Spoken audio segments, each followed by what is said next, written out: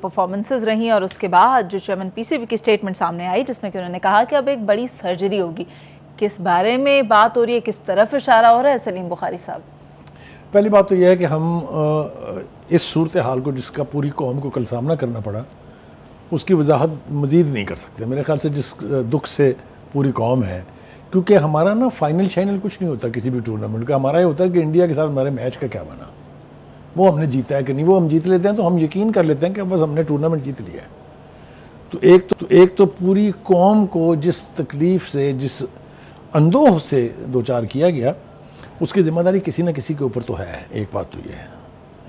दूसरी बात ये है कि इतना क्रिटिसिज्म हो रहा है टीम के ऊपर, टीम की मैनेजमेंट पे, पीसीबी पे, जी यू सी, आई सी, जिससे भी बात करें वो हर कोई ना कोई पॉइंट बना के बरस रहा है टीम पर, टीम के सिलेक्टर्स पर, पूरे पीसीबी पर। तो उसकी वजूहात जो हैं उसके ऊपर हम गौर करने की कोशिश करते हैं। एक तो मोहसिन नकवी साहब ने बता दिया कि सर्जरी होगी कि जी, एक तो मेरा ख्याल ये था कि मामूली सर्जरी से, जैसे उनका चीरा दरवाना, उससे ये ठीक हो जाएगा। वो कहते हैं कि मैंने वो तो कर दी थी, ठीक है, लेकिन अब पता चला कि नहीं, वहाँ मेजर सर्जरी की ज़रूरत है।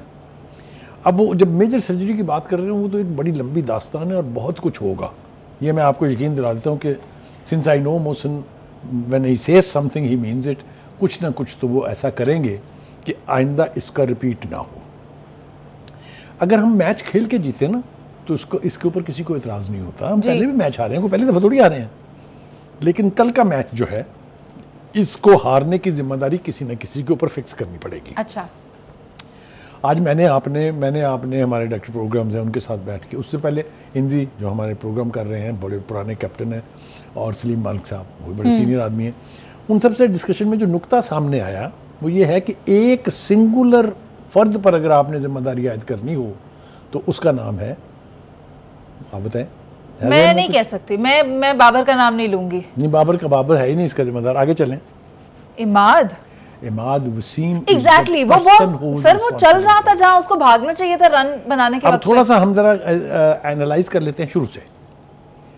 देखिए, बाबर और रिजवान ने दे स्टार्टेड ऑफ वेल जी, लेकिन फिर बाबर जल्दी आउट हो गए 13 के बाद। ठीक है, उसके बाद भेजा गया फ़खर जमान को, और ख्याल ये था कि ये एक एंड संभाला हुआ है रिजवान ने, तो दूसरे एंड से ये तेज़ रन्स करेंगे।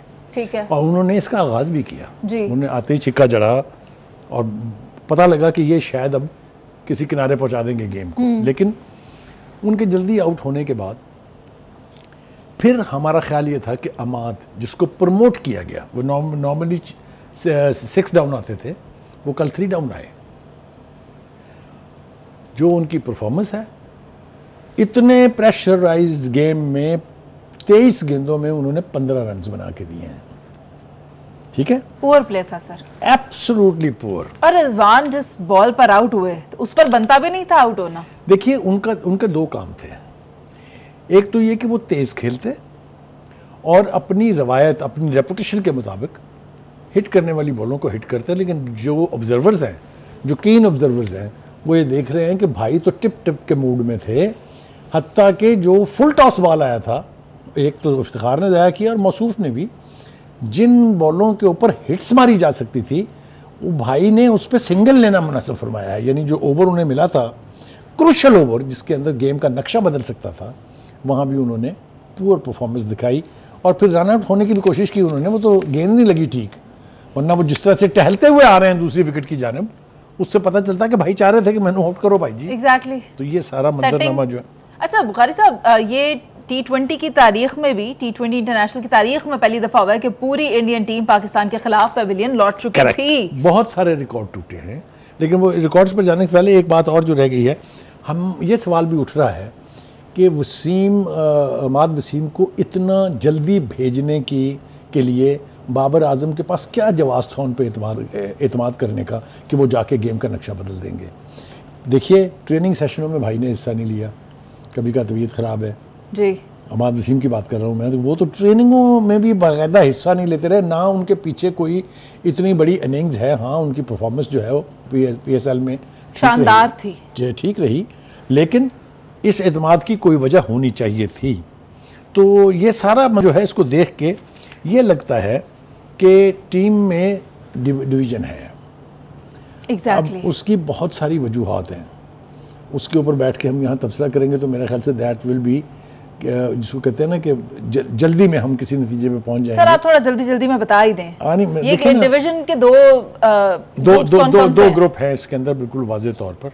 अच्छा, कुछ जो हैं वो अपने शाहीन आफरीदी की कप्तानी, यही बात मैं आपसे सुनना चाह रही थी। जी छिन जाने की वजह से नाला है। तो जब ग्रुप्स होंगे आपकी टीम में और इतने बड़े इवेंट्स पे, जो इंटरनेशनल इवेंट है, जो वर्ल्ड इवेंट है, ग्लोबल इवेंट है, यानी वर्ल्ड कप है, उसमें उसका रिफ्लेक्शन भी हमें नज़र आएगा, तो फिर टीमें जो हैं वो किसी मंजिल को अचीव नहीं कर सकती, किसी गोल को अचीव नहीं कर सकती।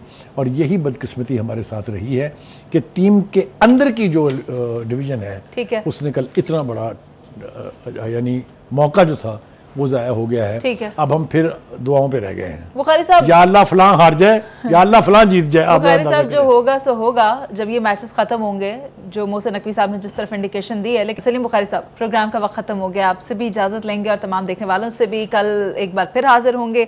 अभी के लिए इजाज़त दीजिए, अल्लाह ने के बाद।